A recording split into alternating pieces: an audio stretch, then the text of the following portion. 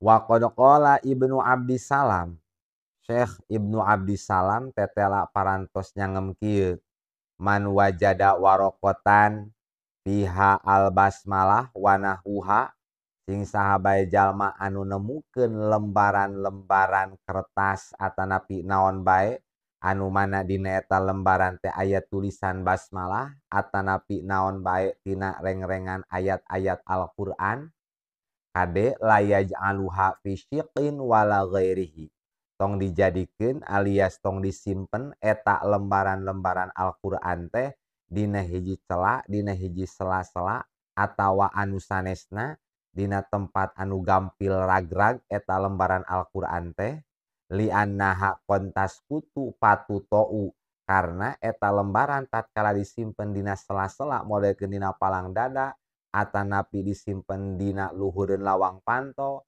terkadang mah eta teh sok ragrag kadituna katincakan. Kumaha atuh solusina? Wa torikuhu ari cara nyalametkeunana eta lembaran tulisan Al-Qur'an teh ayyagsilaha bil ma'i.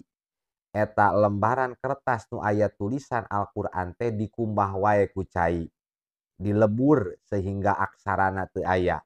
Ao yuhriqoha binari, atawa diduruk ku seuneu, ngan kade tempat ngadurukna ge kedah anu suci. Sianatan lismillahi ta'ala an ta'arudihi lil imtihan, karena ngajaga jenengan Allah ta'ala tina tumiba dina kahinaan. Itu cenah sakumaha dina syarah raud.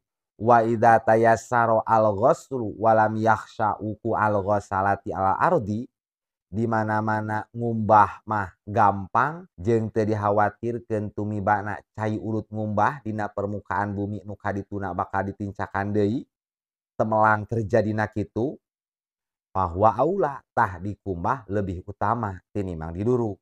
Wa illah lamun masa kira-kira dikhawatirkeun cai urut ngumbahna bakal tumiba deui dina hiji tempat nu bakal ditincakan deui, patahriku aula tah diduruk sehingga nepikeun ka jadi abu bener-bener lebur, tah diduruk eta lebih utama. Walaya juzu tamzikul waroki lima fihi min taqti'il hurufi, teu meunang ngajojowet kertas nu aya tulisan Al-Qur'an, tulisan asma Allah, karena didinya bakal nimbulkeun motongkeun mutuskeun harap-harap ayat-ayat Al-Qur'an jeung bakal misahkeun pirang-pirang kalimat.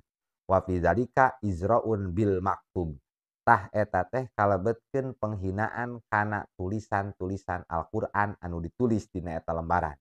Lamun sakira-kira diwewejek, dijojowet. Tapi solusina cek tadi mun aya Al-Qur'an atanapi lembaran Al-Qur'an atanapi lembaran tulisan-tulisan Al-Qur'an anu kasia-sia, kadituna lamun disimpen mata hiber deui, mata ragrag deui, mata kasia-sia deui, malah mata kahinakeun, solusina mending dikumbah nepikeun ka lebur tulisanana atawa diduruk. Ngan kade lamun dikumbah caina ge kedah cai anu suci, anu bersih, jeung urut ngumbahna ulah sembarang miceuna, ulah sampai ditincakan keur baseuh keneh. Nya kitu deui lamun ngaduruk, tempat ngadurukna ge kudu suci, abuna urut ngadurukna kade miceuna ulah sampai ditincakan deui batur. Mending keneh dipikeun kana cai anu ngalir supados kalebur ku cai. Wallahu a'lam bishawab.